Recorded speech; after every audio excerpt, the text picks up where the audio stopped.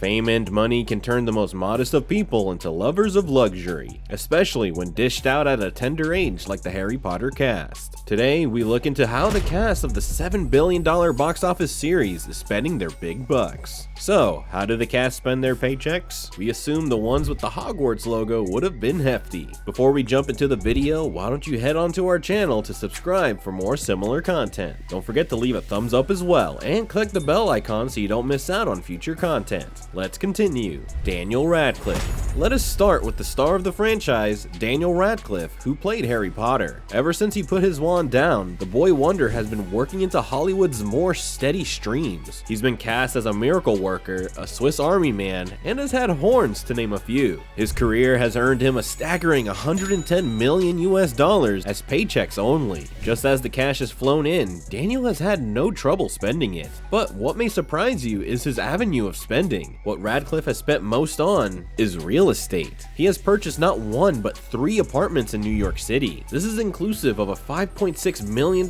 West Village apartment, a $4.9 million Soho apartment, and the last on West 12th Street for $6.2 million.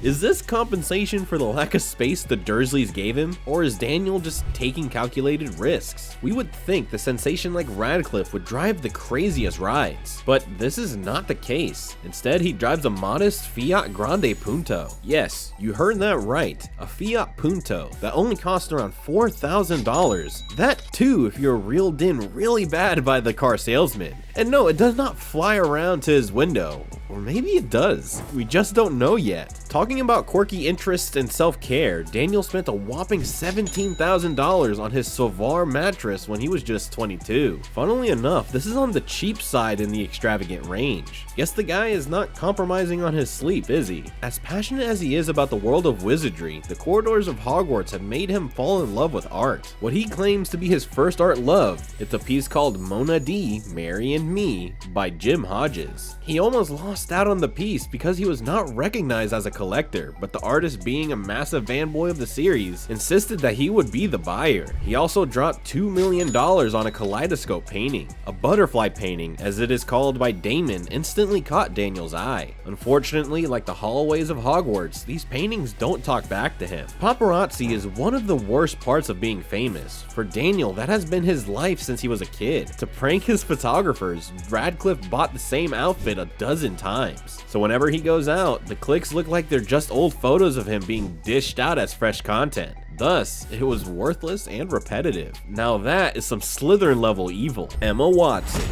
Emma Watson started as a lovable avid witch. Miss Know-It-All has had quite the career. She has made leaps and bounds through her rise to success. Roles in Beauty and the Beast, Little Women, and Perks of Being a Wallflower have earned her $85 million.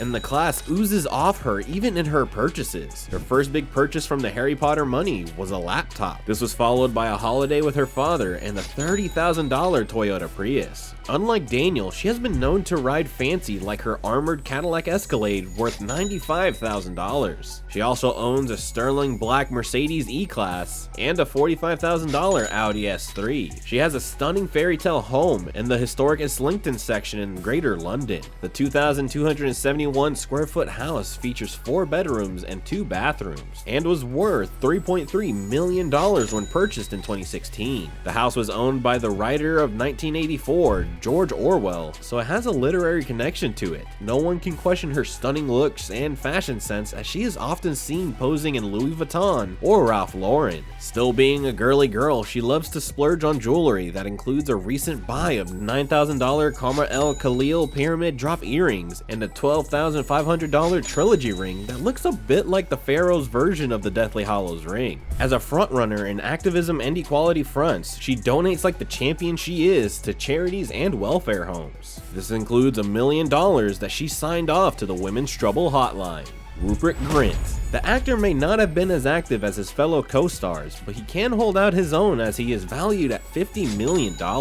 As you would expect of Ron, he spent his money like a millionaire teenager. He bought a stunning house that, while not as homely as the Burrow, is a sight in itself. The $7.6 million worth mansion sits on a 22.6 acres of land, which houses a Baroque garden and a private lake. The 6-bedroom estate has 2 swimming pools, a jacuzzi, and a gym with a tennis court too. Grint regrettably made an $80,000 purchase when he bought a hovercraft, but this wholesome human decided to fulfill a fantasy by buying an ice cream truck. More specifically, a Bedford Mr. Whippy ice cream truck to serve ice cream out of. Imagine getting ice cream from Ronald Weasley himself. Hand me down a strawberry sorbet, please. One of the lesser known facts about the Harry Potter franchise is that the late Alan Rickman was the only cast member who knew beforehand that Severus Snape, the iconic character he immortalized on screen, was not the negative character he was perceived to be. This was revealed only years later in 2011 by Rickman, who let us know that Rowling shared a tiny piece of information that helped him stay on character to the end.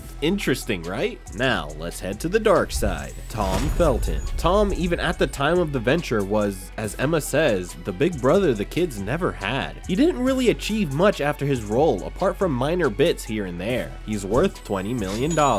He spent whatever he had made on cars for family and friends, something you'd expect of Draco, as loyalty to Malfoys comes with perks. Felton bought what is described as too many BMWs before he could even drive. He almost got caught in a tax evasion scandal where he was saved by his accountant. He has a $243,000 Orange Huracan, a $200,000 Urus, and a $500,000 Aventador that has got to give a wider smile than a Nimbus 2000. Ralph Fiennes. What do you think Lord Voldemort spends his money on? Ralph Fiennes is very close to the $50 million mark net worth. He dresses up just as the spy he plays in the King's Man or 007 movies. His favorite thing to buy for himself is handmade leather shoes from John Lobb that range anywhere from $7,000 to $15,000. He is usually suited by Dior Men, where a coat costs $3,000. Another personal favorite of his is Longines Conquest Heritage watches, which the actor is particularly a fan of. A particularly refined nose of an Oxford snot of the Golden British Empire.